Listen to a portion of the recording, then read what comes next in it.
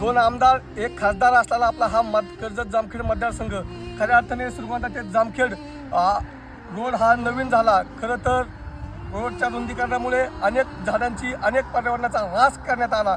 खरं तर विकासाच्या नावाखाली आपण वृक्षतोड करतो, विकासाच्या नावाखाली आपण पर्यावरणाचा ऱ्हास करतो आणि विकास म्हणून काय दिलं जातं तर हे मोठ्या प्रमाणात असे तुटल्या फुटलेले रोड आपल्याला करून दिले जातात। खऱ्या अर्थाने हे रोड दुरुस्त झाले पाहिजे आणि श्रीगोंदा ते जामखेड हे ज्या ठिकाणी रोडचं रुंदीकरण झालंय त्या ठिकाणी मोठ्या प्रमाणात ज्या ठिकाणी आमची वृक्षतोड झाली त्या ठिकाणी मोठ्या प्रमाणात नवीन आम्हाला वृक्ष तयार करून आणि वृक्ष लागवड करून आम्हाला मिळाली पाहिजे। खरं तर पर्यावरणपूरक विकास काय असतो हे आपल्याला दाखवून देण्याची गरज आहे। खरंच पर्यावरणाचा ऱ्हास केल्याशिवाय विकास कामं कोणती केली जात नाहीत। खरं तर तुमच्यानी विकास होत नसेल तर कर्जत जामखेडच्या दोन्ही प्रतिनिधींनी राजीनामा द्यावा। त्या ठिकाणी मी स्वतः आमदार म्हणून उभा राहतो आणि कर्जत जामखेडची जनता मला एक आमदार म्हणून निवडून देईल आणि पर्यावरणपूरक विकास काय असतो हा मी संपूर्ण भारताला किंवा महाराष्ट्राला दाखवून देतो।